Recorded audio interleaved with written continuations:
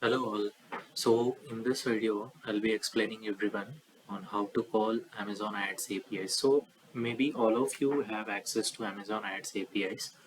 So one should have access to Amazon Ads portal and they should have a proper developer account and they should have access to that particular profile to call all these APIs or to call everything successfully.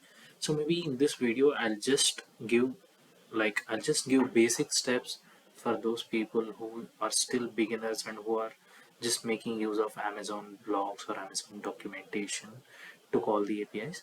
But yeah, based on the user request, maybe I'll try to upload a detailed video related to these, and maybe I'll upload one more video on how to call these APIs postman. And if you want, I can upload a video with each to each step, step to step, where we can call the access token, where how to generate the access token, how to generate a refresh token, then how to generate a profile ID.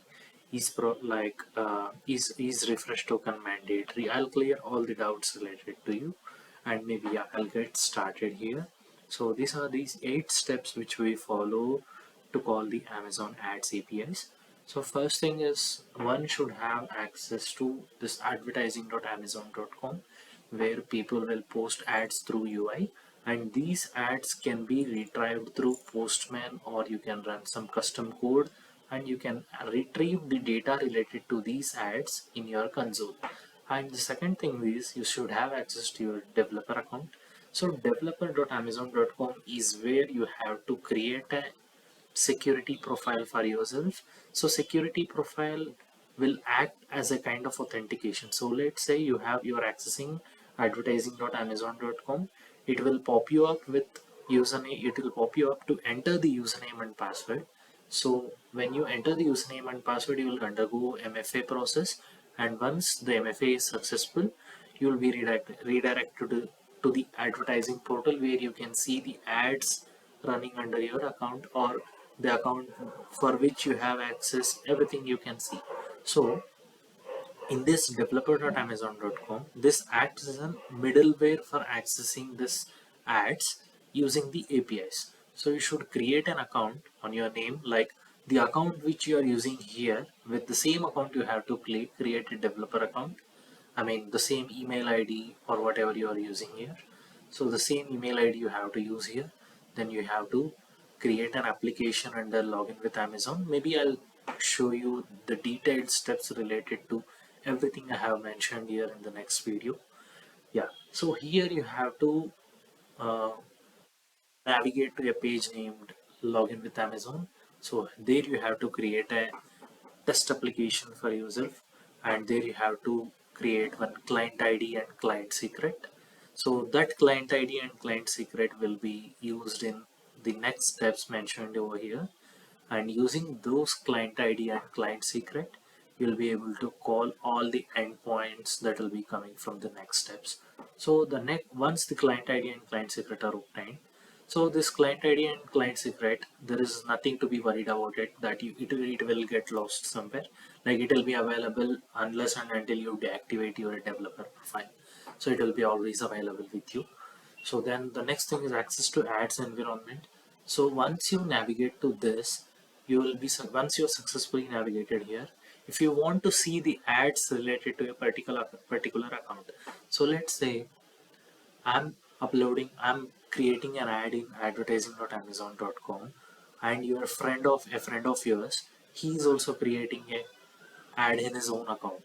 So if you want to access the ads of your friend's account using your APIs, then he should give your account the access to access his ads. So that is simple. I'll show you that as well in the next video. So you should have access to the account from which you want to retrieve the data. So that is what I meant in the third step. Don't get confused here. And the next step is creating an auth grant code. So creating an auth grant code is a one-time process basically, if you have access to the account from which you want to retrieve the data.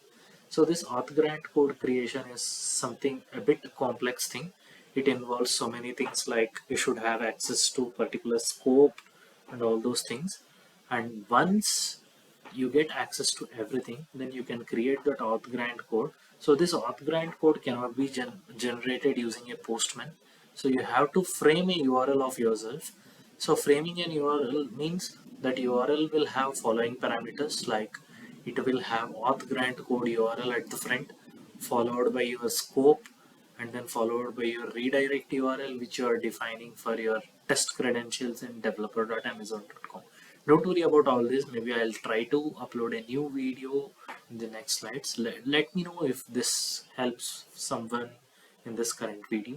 And then the next step is creating an refresh token and access token. Okay, so refresh token and access token are something which will be used to retrieve the data related to the other accounts. So a refresh token is something that won't expire and it will not have any expiry, whereas access token will have an expiry of 1 hour.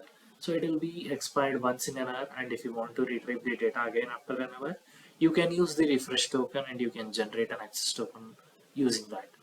So once the access token is generated, then you can use that access token and generate a profile ID. So here comes the question, what is a profile ID?